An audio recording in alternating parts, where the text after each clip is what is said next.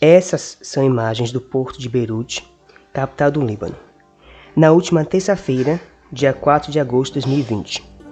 A explosão que aconteceu às 6h10 no horário local, até o momento já custou a vida de 157 pessoas, com mais de 5.000 feridos, segundo as autoridades do país.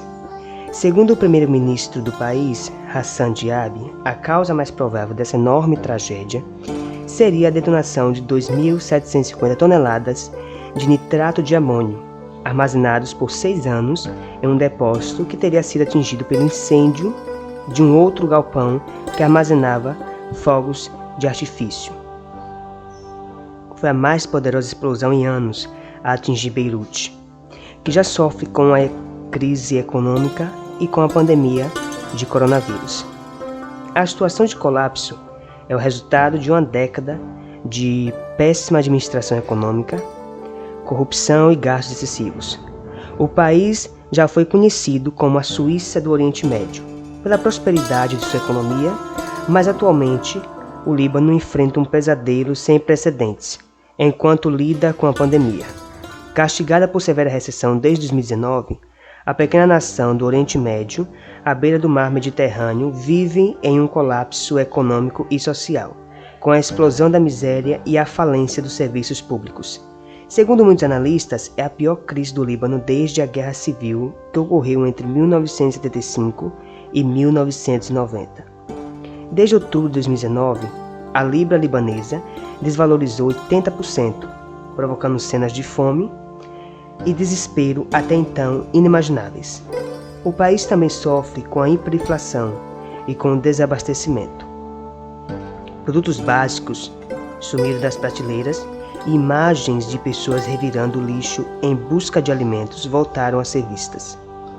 A pobreza é uma nova realidade para os libaneses. De acordo com projeções do Banco Mundial, a crise deve empurrar metade dos libaneses para a pobreza extrema. 1 em cada 4 não tem emprego, e os que possuem viram os seus salários perderem 90% do poder de compra desde o início do ano. O desastre libanês teve início em outubro de 2019, quando o sistema bancário começou a apresentar escassez de dólares e variações cambiais repentinas.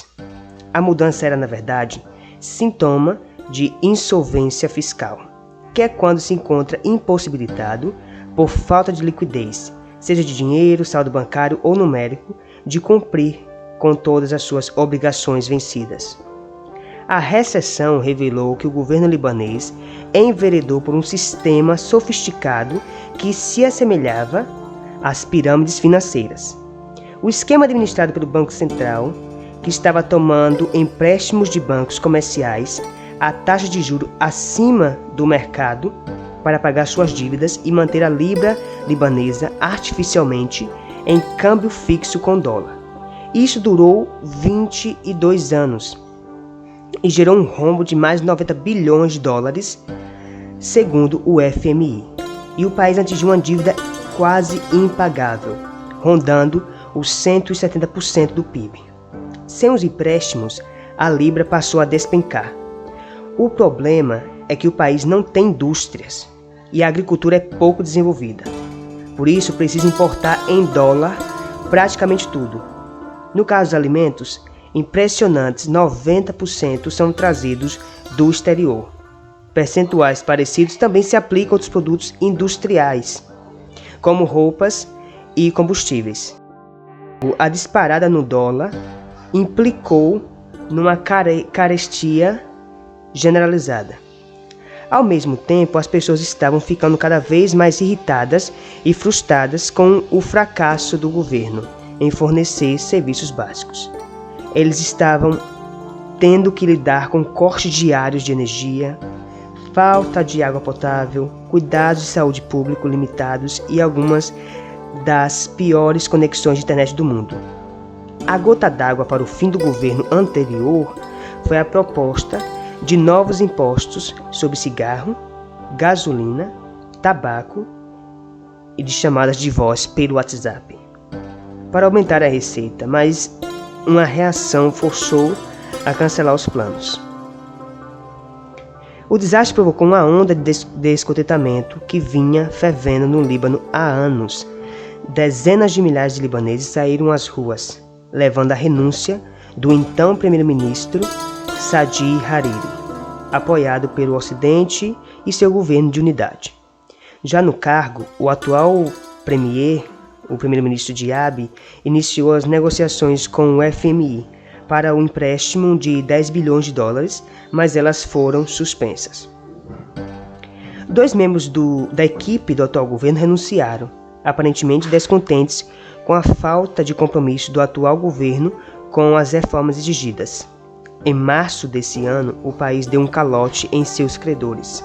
O Líbano deveria reembolsar 1,2 bilhão de dólares em títulos do Tesouro, que dá cerca de 6,3 bilhões de reais, dos quais uma parte significativa estava nas mãos dos bancos e do Banco Central, que decidiu não o fazer. O Líbano atualmente reconhece oficialmente 18 comunidades religiosas.